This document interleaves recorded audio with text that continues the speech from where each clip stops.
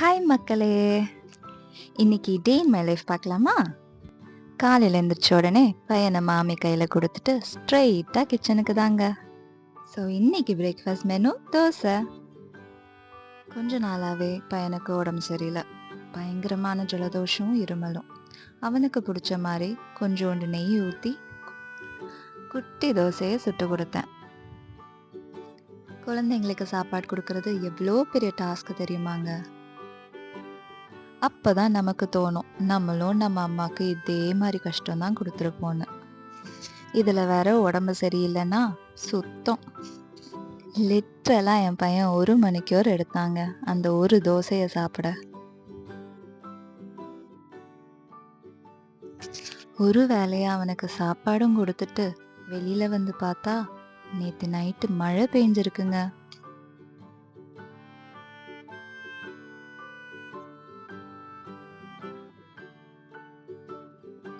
என் பையனா வாயும் திறந்துட்டு அசைகிற எல்லா இலையும் பார்த்துட்டு இருந்தான்.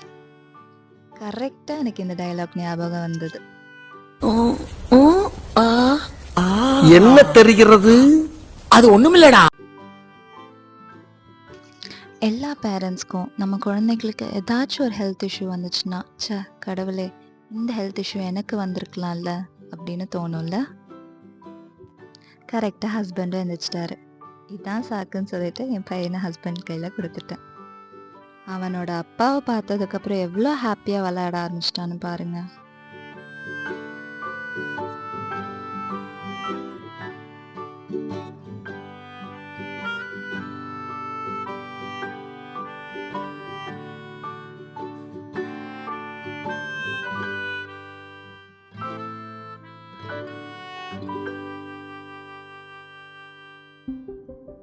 கிடைக்கிற கேப்பில் என்னோட மார்னிங் டீயும் குடித்தேங்க.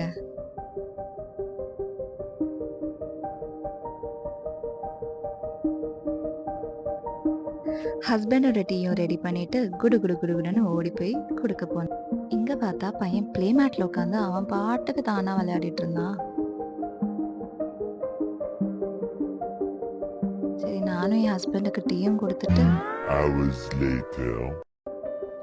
குழந்தைங்க பீஸ்ஃபுல்லாக தூங்கும்போது நமக்கு ஒரு சாட்டிஸ்ஃபேக்ஷன் கிடைக்கும் பார்த்தீங்களா. அப்புறம் வீடும் பயங்கர அமைதியாக இருக்கும். இவனை தூங்க வச்சதுக்கப்புறம் தான் என்னோட பிரேக்ஃபாஸ்ட்டை எனக்கு நிம்மதியாக சாப்பிட முடியும். கிச்சனுக்கு போய் பார்த்தா மாமி எல்லாருக்கும் தோசையும் சுட்டு தக்காளி தொக்கும் ரெடியாக்கி வச்சுருந்தாங்க.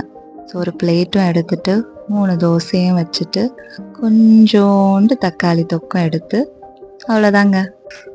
இதாங்க என்னோட மார்னிங் பிரேக்ஃபாஸ்ட். திரும்ப குடு குடு குடு குடுன்னு போயிட்டு ஃபாஸ்ட்டாக சாப்பிட்டு முடிக்கணும் பையன் எந்திரிக்கிறதுக்குள்ள.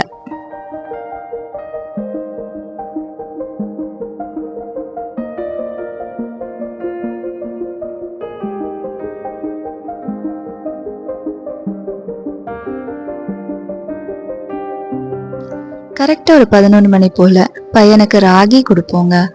ஸோ இன்னைக்கு பார்த்தீங்கன்னா மாமி தான் ராகி ரெடி பண்ணிட்டு இருந்தாங்க. ஆக்சுவலி ரொம்ப சிம்பிளான ரெசிபி தாங்க. சில பேர் பார்த்தீங்கன்னா முழுசாக ராகியை ஒரு நைட் ஃபுல்லாக ஊற வச்சுட்டு அதுக்கப்புறம் அடுத்த நாள் காலையில் அரித்து பால் எடுப்பாங்க. நான் பார்த்தீங்கன்னா பவுட்ரு தான் யூஸ் பண்ணுறேன். இங்கே எங்களோட அங்கன்வாடியிலேருந்து ஃப்ரீயாக கொடுப்பாங்க. நாங்கள் ராகி பொடி யூஸ் பண்ணுறதுனால நாங்கள் இதுக்காக ஒரு தனியாக ஒரு மஸ்லின் கிளாத்தில் தான் வடிகட்டுறோம். ஸோ அப்போ எல்லா பொடியுமே அரைச்சு பால் மட்டும் நல்லா செப்பரேட்டாக வெளியில் வரும். பையனும் எந்திரிச்சிட்டான். அவனை கிச்சனுக்குள்ளே கூப்பிட்டு வந்தால் எல்லாத்தையும் அப்சர்வ் பண்ணுவாங்க. வாஷிங் மிஷின் ஓடுறது, நம்ம என்ன பண்ணுறோம் எல்லாம் அப்சர்வ் பண்ணிட்டு இருப்பான். இந்த சத்தம் கேட்டாலும் அந்த சைடு திரும்பி பார்த்து அப்சர்வ் பண்ண ஆரம்பிச்சிருவான். ராகி வடிகட்டினதுக்கு அப்புறம் அடுத்த மெத்தட் பார்த்தீங்கன்னா அதை கொஞ்சம் பாயில் பண்ணணும். நான் பனக்கல்கண்டு ஆட் பண்ணுவேன். பனக்கல்கண்டு பார்த்தீங்கன்னா கோல்டு காஃபுக்கெலாம் ரொம்பவே நல்லது பேபிஸ்க்கு.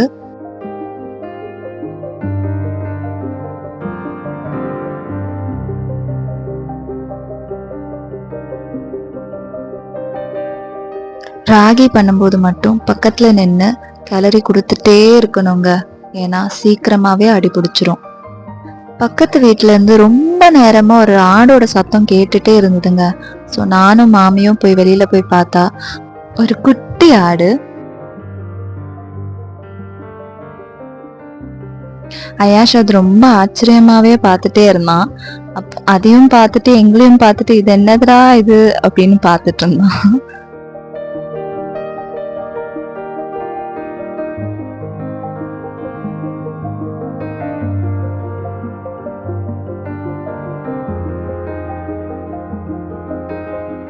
அந்த ஆடுகுட்டியும் ஆச்சரியமா எங்களையும் பார்த்துட்டு இருந்துச்சு. கிட்டையும் வந்தது.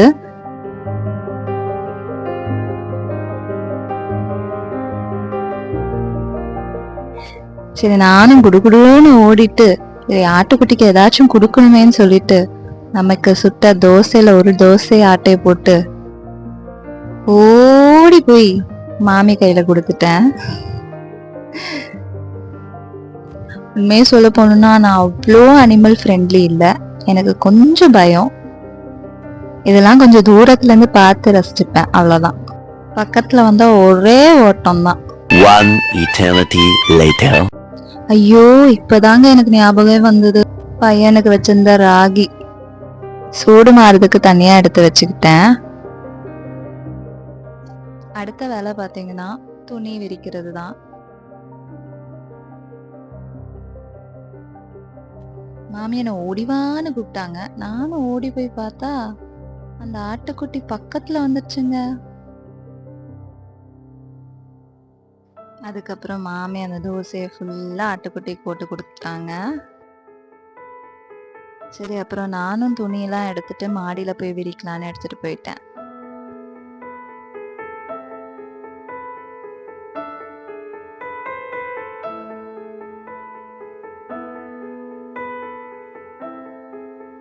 காலையில கிளைமேட் எவ்வளோ நல்லா இருந்ததுல. இப்ப பாருங்க எப்படி வெயில் அடிக்குதுன்னு. பரவாயில்ல, நமக்கு துணியாச்சும் காயும்ல. சரி வந்த வேலையை பார்க்கலான்னு எல்லா துணியும் எடுத்து விரிச்சேன்.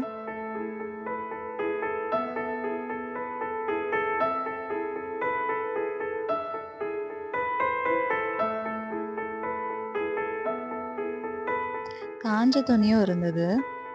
பையனோட துணி தான் நிறையவே வாஷிங்ல இருக்கும். ஏன்னா ஒரு நாளைக்கு 10-15 ட்ரெஸ் கிட்ட மாத்துவோம்.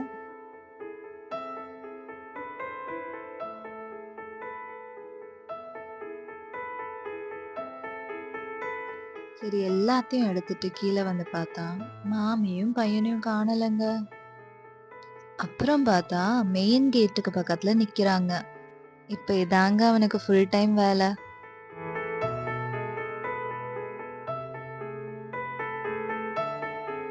இங்க ரொம்ப ஹீட்டா இருக்குன்னு சொல்லிட்டு நாங்க ஷர்ட் ஒண்ணுமே போடலைங்க. ஆனா இதுதான் டைம்னு பார்த்து 2 கொசுவும் வந்து கடிச்சிருக்கு பிள்ளைக்கு தலையில.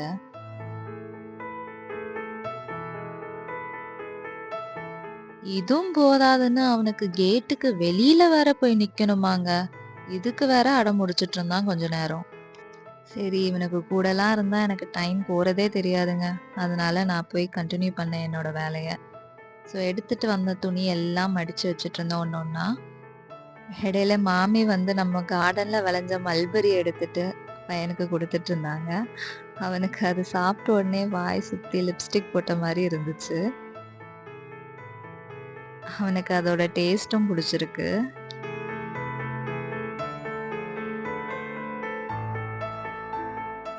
இன்னும் வேணும்னு வேற கேட்டுட்டு இருந்தான்.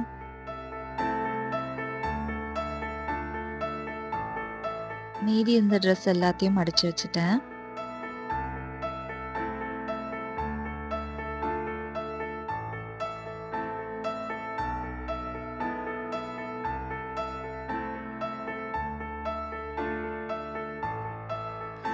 மடிச்ச ட்ரெஸ் எல்லாம் எடுத்து எல்லாம் அதோட இடத்துல வச்சுட்டேங்க.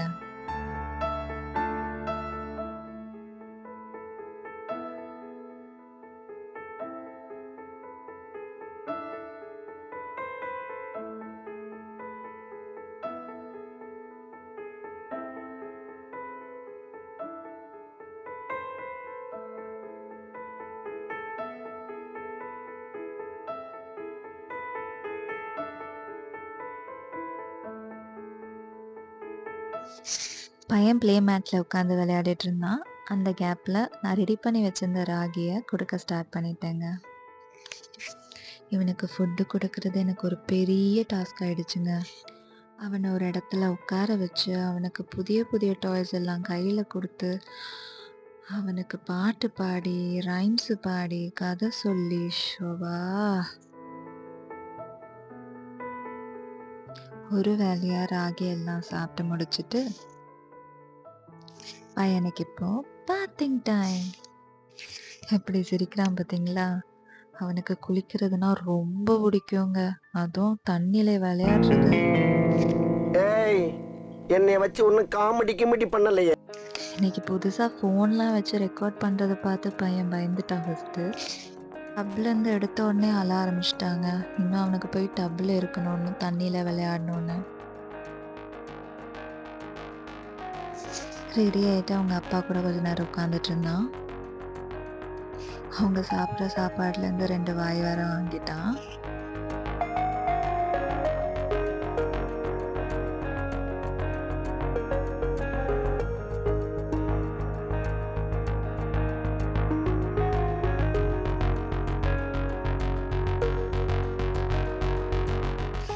அப்புறம் அவனோட லஞ்ச் மாமி தான் இன்னைக்கு கொடுத்தாங்க.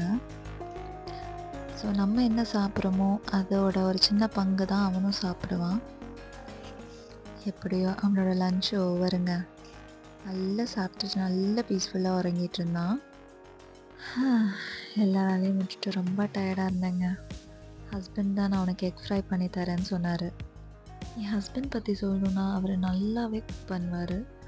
அவர் சைனாவில் எம்பிபிஎஸ் பண்ணும்போது 6 இயர்ஸ் அங்கே இருந்து செல்ஃப் குக்கிங் பண்ணி நிறைய வெரைட்டிஸ் குக் பண்ணுவார். அவரோட கட்டிங் ஸ்கில்ஸ் பார்த்தாலே உங்களுக்கு தெரிய வரும்.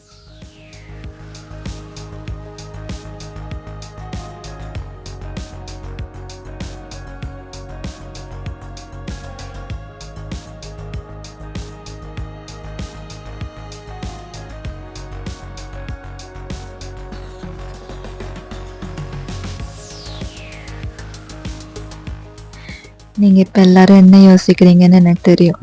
ஆமாங்க, இந்த 3 முட்டையும் எனக்காக தான். என்னடி சொல்ற? நீ என்ன சொல்ற? என்னடி சொல்ற? சும்மா சொன்னேங்க. எனக்கும் மாமிக்கும் சேர்த்து தான் இந்த 3 முட்டையும் போட்டாங்க.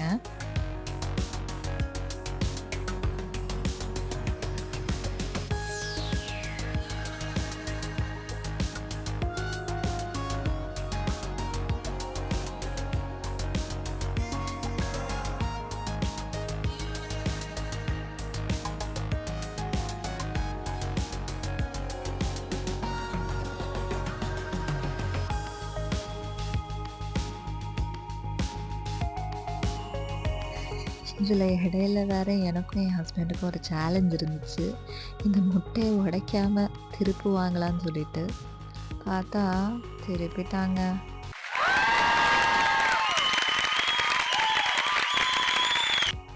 வயிறுக்குள்ளேருந்து கப கப கபன்னு சத்தம் வேற பசியில டக்குன்னு ஒரு பிளேட் எடுத்துட்டு கொஞ்சோண்டு ரைஸ் வச்சு சாம்பார் நிறைய ஊற்றி ஒரு ஹாஃப் முட்டையை கட் பண்ணி வச்சு கொஞ்சோண்டு எலுமிச்சை ஊறுகாய் வச்சு அவ்வளோதாங்க. இதாங்க என்னோட லஞ்சு.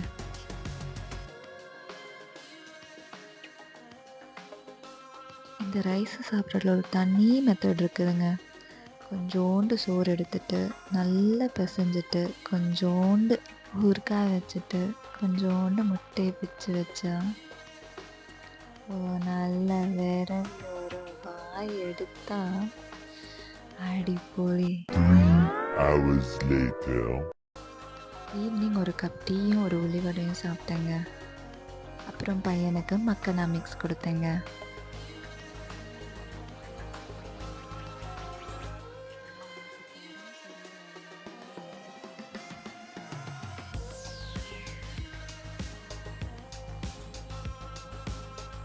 என்ன இது?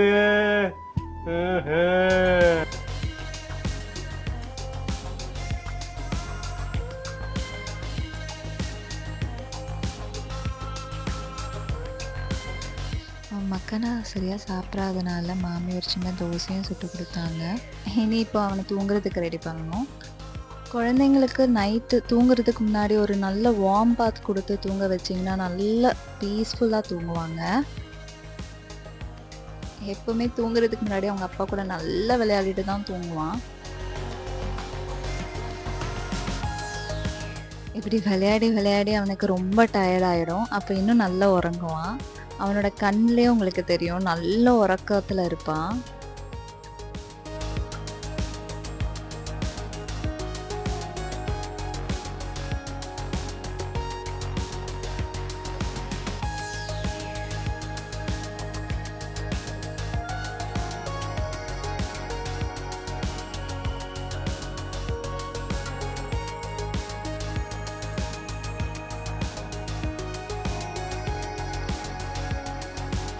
அவ்வளோதாங்க, நல்ல பீஸ்ஃபுல்லாக உறங்கினான் குழந்த.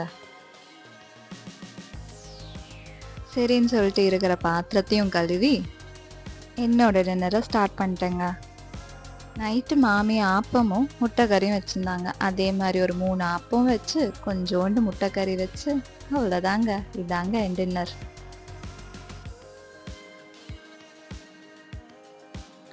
இன்னைக்குள்ள நியூ ஃபைண்ட் இதாங்க, போன் கட்டர். ஃபர்ஸ்ட் டைம் பார்க்குறேங்க, நல்ல வெயிட்டு. லாஸ்ட் ஒரு பழத்தையும் எடுத்து அதையும் நறுக்கு நறுக்கு நறுக்குன்னு சாப்பிட்டு அவ்வளோதாங்க. இதான் என்னோட டே இன் மை லைஃப். டாடா.